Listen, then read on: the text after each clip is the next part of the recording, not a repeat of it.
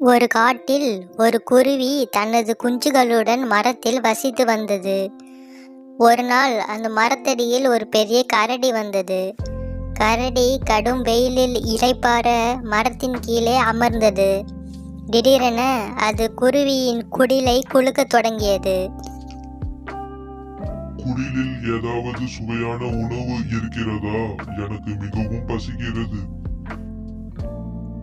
அதற்கு என் வீட்டை அழிக்காமல் இருங்கள், உங்களுக்கு வேறு இடத்தில் தேடுகிறேன். கரடி கேட்காமல் தொடர்ந்து கூட்டை குலுக்கியது. அதனால் குருவியின் குஞ்சுகள் பயந்து கத்தின. குருவி ஒரு சின்ன யோசனையுடன் பேசியது.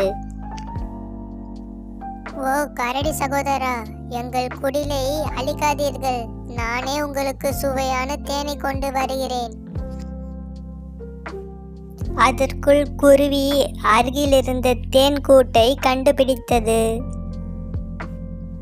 கரடி சகோதரா, இங்கு தேன் கூடு இருக்கிறது, நீங்கள் அதை சாப்பிடலாம். கரடி அவசரமாக தேன்கூட்டை கிழித்து சாப்பிட்டது. ஆனால் தேனீக்கள் அதன் மீது கொத்தி அதை ஓட வைத்தன. கரடி அடுத்த முறை யோசிக்காமல் எதையும் செய்யக்கூடாது என்று தெரிந்து கொண்டு மரத்தடியில் இருந்து ஓடிவிட்டது.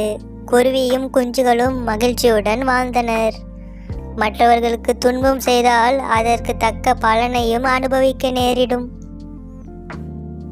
மறக்காம லைக், ஷேர் அண்ட் சப்ஸ்கிரைப் பண்ணிடுங்க.